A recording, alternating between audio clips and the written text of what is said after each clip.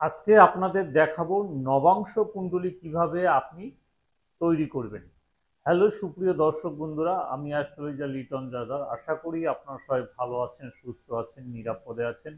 আপনারা ভালো থাকেন, সুস্থ থাকেন, নিরাপদে থাকেন এই কামনাই করি। আজকে আপনাদের সাথে যে বিষয়টি নিয়ে আলোচনা করব সেটি হচ্ছে নবাংশ কুণ্ডলী কিভাবে তৈরি করবেন। এই বিষয়টি আসলে আপনারা অনেকে আমার কাছে জানতে চেয়েছেন, মেসেজ করেছেন, যেটিকে D9 চার্ট বলা হয়। এই D9 চার্ট কিভাবে তৈরি করবেন বা কিভাবে এটি গণনা করা হয়ে থাকে। কারণ আমাদের একটি রয়েছে লগ্ন চার্ট, আর একটি গুরুত্বপূর্ণ যে চার্ট সেটি হচ্ছে D9 চার্ট, অর্থাৎ নবাংশ কুণ্ডলী। এই নবাংশ কুণ্ডলীর থেকে কিন্তু অনেক গুরুত্বপূর্ণ বিষয়গুলি জানা যায়, যেটি হচ্ছে আপনার বিবাহিত জীবন কেমন যাবে সে সম্পর্কে আপনি এখান থেকে স্পষ্ট ধারণা আপনি লাভ করতে পারবেন। আজকে আপনাদের সাথে সেই D9 চার্ট নিয়ে আলোচনা করব যে এটি আপনারা কিভাবে তৈরি করবেন। এই বিষয়টি বুঝতে হলে ভিডিওটি প্রথম থেকে শেষ পর্যন্ত দেখতে হবে। প্রথম থেকে শেষ পর্যন্ত দেখলে আপনি এই বিষয়টি বুঝতে পারবেন। অর্থাৎ যারা জ্যোতিষী করছেন বা জ্যোতিষী শিখতে চাচ্ছেন বা নিজের জন্মছক নিজে বিচার করতে চাচ্ছেন, তাদের জন্য আজকের এই ভিডিওটি অত্যন্ত গুরুত্বপূর্ণ। চলুন আমরা হোয়াইট বোর্ডে যাই এবং সেখান থেকে বিষয়টি বোঝার এবং জানার চেষ্টা করি। এখানে আমি একটি ছক এঁকে রেখেছি। এটি হচ্ছে ইস্ট ইন্ডিয়ান, অর্থাৎ পূর্ব ভারতীয়, অর্থাৎ আমাদের যে পশ্চিমবঙ্গ রয়েছে বাংলা, সেখানে এই চার্টটি ব্যবহার করা হয় এবং আমাদের বাংলাদেশেও এই চার্টটি বেশ প্রচলন রয়েছে। এখন এই D9 চার্ট বুঝতে হলে আগে আমাদের যে বিষয়টি জানতে হবে সেটি হচ্ছে ডিগ্রি। অর্থাৎ আমাদের ডিগ্রি হচ্ছে 30 ডিগ্রি, অর্থাৎ এক রাশি সমান সমান হচ্ছে 30 ডিগ্রি। অর্থাৎ এই 30 ডিগ্রিকে এখানে 9টা ভাগ করতে হবে। মানে এখানে যে 30 ডিগ্রি আছে এটিকে 9টি ভাগ করার অর্থই হচ্ছে নবাংশ। অর্থাৎ আপনার নবাংশ যে গ্রহটি, সে গ্রহটি কোথায় গিয়ে বসবে সেটি বিশ্লেষণ করতে গেলে আপনার আগে দেখতে হবে যে এই 9টি ভাগ কিভাবে করবেন আপনি। তো এখানে আমি লিখে রেখেছি, এটি হচ্ছে 1 2 3 4 5 6 7 8 9। আমাদের প্রথম হিসাব করতে হবে এই যে 9টা এই যে 30 ডিগ্রি রয়েছে, এই 30 ডিগ্রিকে 9টি ভাগ করলে এক একটি ভাগে পড়তে হচ্ছে আপনার 3 ডিগ্রি 20 মিনিট। এখন এই 3 ডিগ্রি 20 মিনিট হিসাব করতে হলে আমাদের 0 থেকে ধরতে হবে। তাহলে 0 ডিগ্রিতে যদি ধরি তাহলে 0 ডিগ্রি থেকে 3 ডিগ্রি 20 মিনিট। এখন এই 3 ডিগ্রি 20 মিনিটের সাথে যদি আরো 3 ডিগ্রি 20 মিনিট আমরা যোগ করি তাহলে হবে 6 ডিগ্রি 40 মিনিট।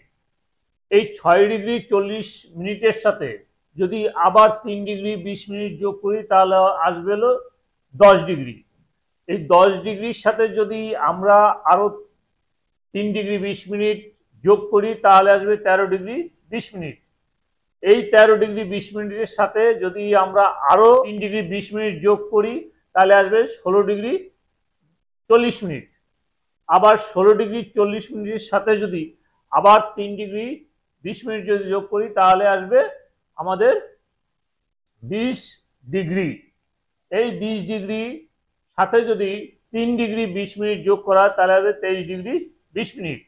23 ডিগ্রি 20 মিনিটের সাথে যদি আবার 3 ডিগ্রি 20 মিনিট যোগ করি তাহলে 26 ডিগ্রি 40 মিনিট।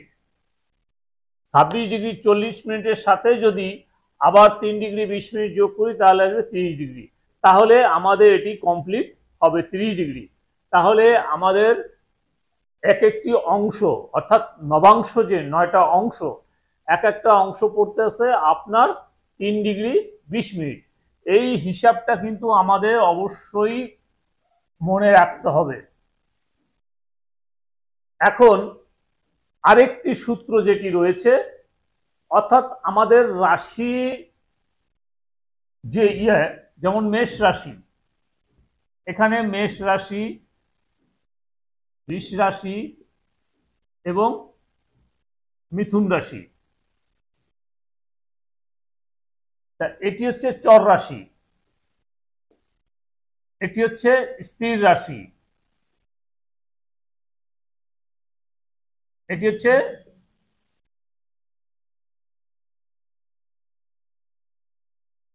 দ্ব্যর্থক রাশি। এভাবে আমাদের হিসাব করে চর, স্থির, দ্ব্যর্থক। আবার এখানে আসবে চর, এখানে আসবে চর, এখানে হবে স্থির, এখানে হবে দ্ব্যর্থক। এভাবেই আসবে এখানে, আবার এখানে চর, স্থির, দ্ব্যর্থক, চর, স্থির, দ্ব্যর্থক। তাহলে আমরা চর রাশি পাবো 4টা, স্থির রাশি পাবো 4টা এবং দ্ব্যর্থক রাশি পাবো 4টা। তো এইভাবে এখন আপনার গ্রহ, এখন বিচার কিভাবে আপনি এই ছকটি তৈরি করবেন, ডিনার চার্টটি আপনি তৈরি করবেন। সেক্ষেত্রে আপনাকে অবশ্যই যেটি বললাম চর, স্থির, দ্ব্যর্থক, এইটি আপনার মনে রাখতে হবে। যেমন এখানে যদি আপনার মঙ্গল থাকে, এখানে যদি আপনার শুক্র থাকে, আর এখানে যদি আপনার বুধ থাকে, তাহলে আপনি কিভাবে এটি করবেন? সূত্র হচ্ছে, যদি কোনো গ্রহ চর রাশিতে থাকে সেখান থেকে হিসাব করে আপনার তৃতীয় ঘরে গিয়ে সেই গ্রহ নবাংশ কুণ্ডলিতে সেই তৃতীয় ঘরে গিয়ে বসবে। যেমন এখানে আরেকটি আমি ছক যদি আঁকি,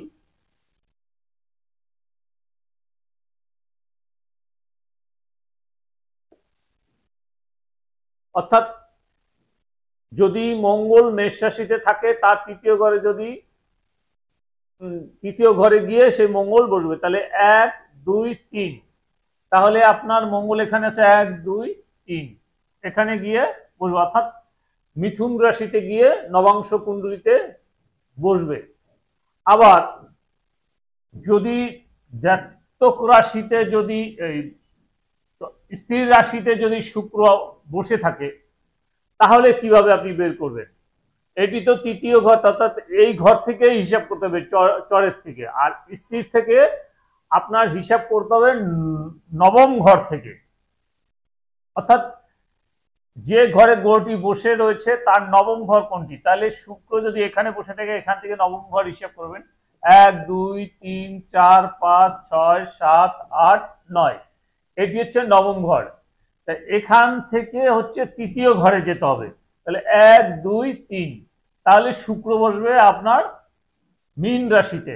দেখেন কোথায় কোথায় শুক্র কোথায় চলে গেছে, অর্থাৎ শুক্র যদি আপনার বৃষ রাশিতে থাকে, অর্থাৎ স্থির রাশিতে থাকে, তার নবম ঘর থেকে হিসাব করে বের করতে হবে, অর্থাৎ 1 2 3 4 5 6 7 8 9, এটি হচ্ছে তার নবম ঘর।